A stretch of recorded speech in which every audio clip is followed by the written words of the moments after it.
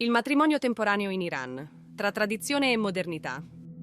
Esiste un concetto che per noi occidentali può sembrare incredibile, difficile persino da immaginare, soprattutto in un paese come l'Iran, dove le leggi per le donne sono particolarmente severe. Eppure, lì esiste una pratica ben consolidata, il matrimonio a tempo determinato, noto come Sighe.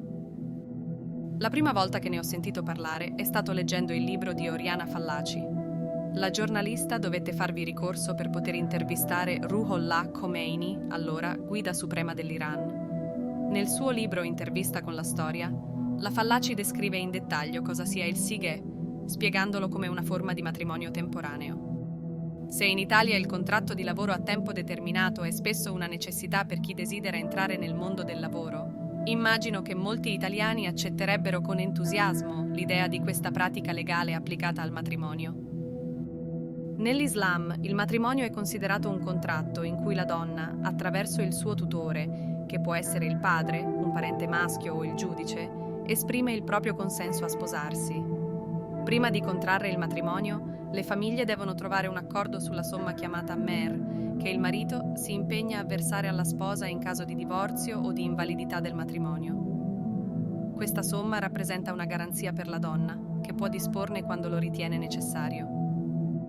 L'Islam consente inoltre a un uomo di sposare fino a 4 donne, ma solo con il consenso della moglie attuale e a condizione che riesca a trattare tutte le mogli in modo equo e garantire loro un tenore di vita adeguato. Oltre al matrimonio tradizionale, nell'Islam esiste un'altra forma di unione coniugale nota come muta o nikah al-muta, letteralmente matrimonio di godimento o di piacere. Questo tipo di matrimonio, meno polemicamente noto come matrimonio temporaneo, risale ai tempi del profeta Maometto. Tuttavia venne proibito dal secondo califfo sunnita, Omar, pur continuando a essere praticato nella tradizione sciita, dove è conosciuto con il nome di Sighe.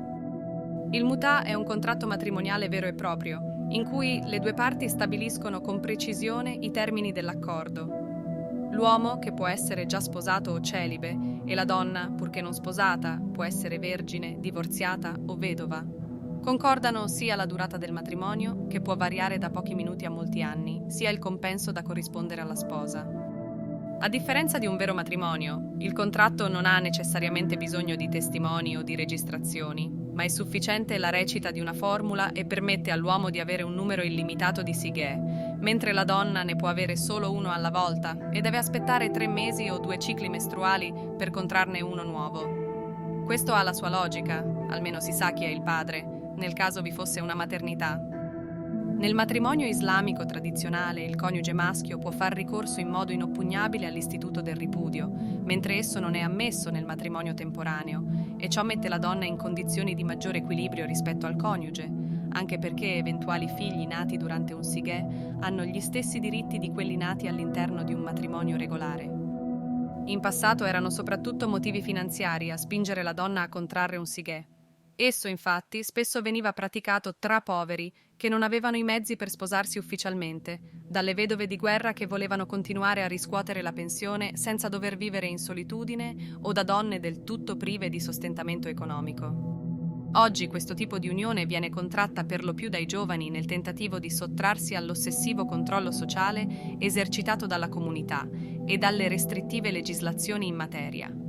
È sempre più frequente, per esempio, che coppie non sposate desiderose di andare insieme in vacanza o provare a convivere stipulino un sighe per raggirare i divieti delle leggi islamiche sui rapporti tra ragazzi e ragazze.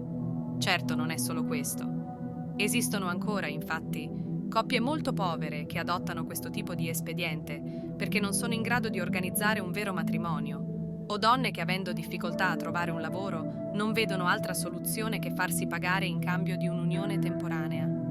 Inoltre il matrimonio temporaneo garantisce maggiori libertà alla donna che può vivere dove vuole, uscire senza chiedere il permesso, ma essere disponibile quando il marito lo desidera. Per gli uomini già impegnati, invece, fatte le dovute eccezioni, è facilmente immaginabile che cosa possa significare questo tipo di matrimonio. Il sighe venne abolito durante la dinastia dei Pahlavi, ma rilegittimato con la rivoluzione del 1979 e con la nascita della Repubblica Islamica, si deliberò il ritorno a questo tipo poligamia. Negli anni 2000, Mahmoud Ahmadinejad, in qualità di sindaco di Teheran prima e di presidente della nazione poi, proseguì sulla strada intrapresa dopo la rivoluzione e nel 2008 cercò di modificare ulteriormente il codice di famiglia in modo da rendere la pratica del matrimonio temporaneo ancora più libera e favorevole per gli uomini, con maggior danno per le donne. La risposta delle iraniane fu tempestiva. Raccolsero milioni di firme per contrastare l'ennesima azione che ledeva la loro dignità.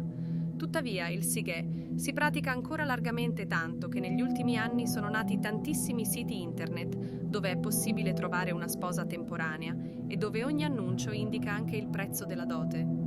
Questi siti sono sistematicamente oscurati, ma ciò non impedisce che nel giro di pochi giorni ne vengano aperti altri della stessa tipologia.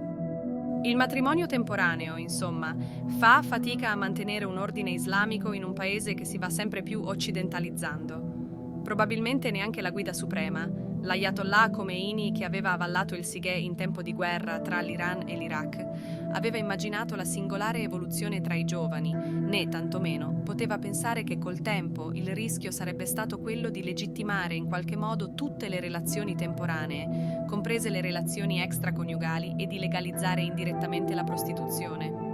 Ecco, una scorciatoia che apre alle giovani ragazze iraniane la possibilità di avere più relazioni o fidanzamenti usando lo Sighe. Ma anche le studentesse, che hanno bisogno di fondi per pagarsi gli studi, spesso usano lo Sighe come mezzo di prostituzione.